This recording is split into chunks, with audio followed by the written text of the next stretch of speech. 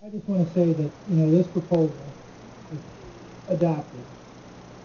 We have about 40% of our citizens in this community that don't live in a house that they own. That means they're paying rent to somebody. A lot of landlords out there have chosen to put the refuse fee on the bill that the renters pay without consideration whether they recycle or not. And I find it unconscionable that this body would place a burden, a higher burden than what was done a year ago, on those 40% of people because their haste or their political drivenness to get a proposal that they came forward done. Now, the proposal that was rejected, the 5, the 7, and the 0, got us to 0 in the same time frame, but would have given the administration a year to work with landlord tenants, as was suggested by our friend from April who came and talked to us yesterday, to get a program put into place to make it fair for those people who can't recycle, who can't take advantage of the lower fee. But that was rejected, and now we're faced with and it was a compromise proposal. One says it was cooked up by the administration, one says it wasn't cooked up by the administration. I think it came from Councilman Szollosi as a way to try to compromise the two factions that were out there, and unfortunately that was rejected. So now we're faced with voting on something that instantly is going to put the city and those 40% that don't live in a place that they own in peril of not being able to take advantage of the recycling. I believe we had Councilman Collins next. Thank you, Mr. President. Based upon what you said just now, who stood up for those same 40% of the people in 2007 when it was automatically pushed down their throats? Those were the same 40% of the population that you're referring to. And this council stood by and did nothing until Councilman McNamara introduced legislation to prevent that from ever occurring again. So if we're going to talk about who represents or who's standing up for the 40%, let's not talk about who's standing up for the 40% this Tuesday afternoon. Let's talk about who stood up for the 40% 1 year ago when this council struggled with these same issues.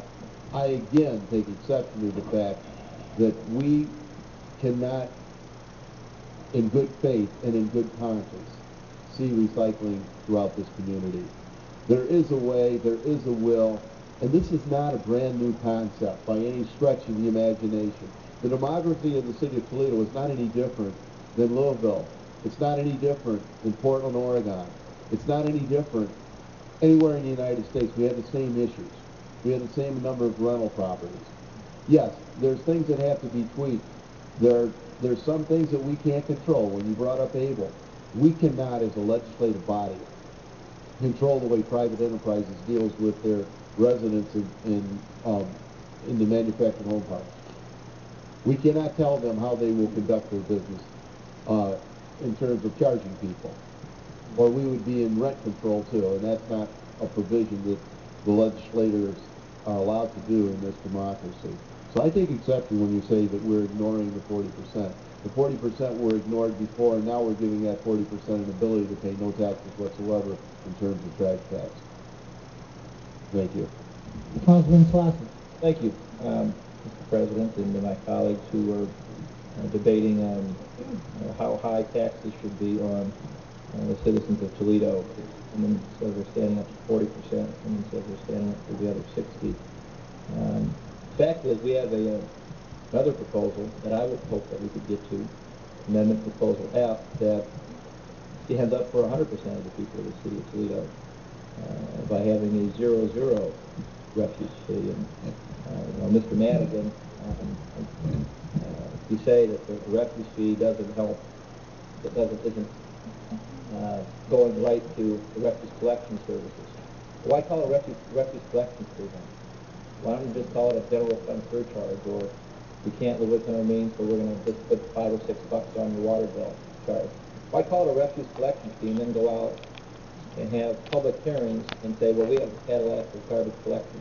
And, it's disingenuous. It's just completely disingenuous not to, you can't have it both ways. It's either a refuse collection fee to go to our Cadillac garbage collection service, or it's not. But I digress.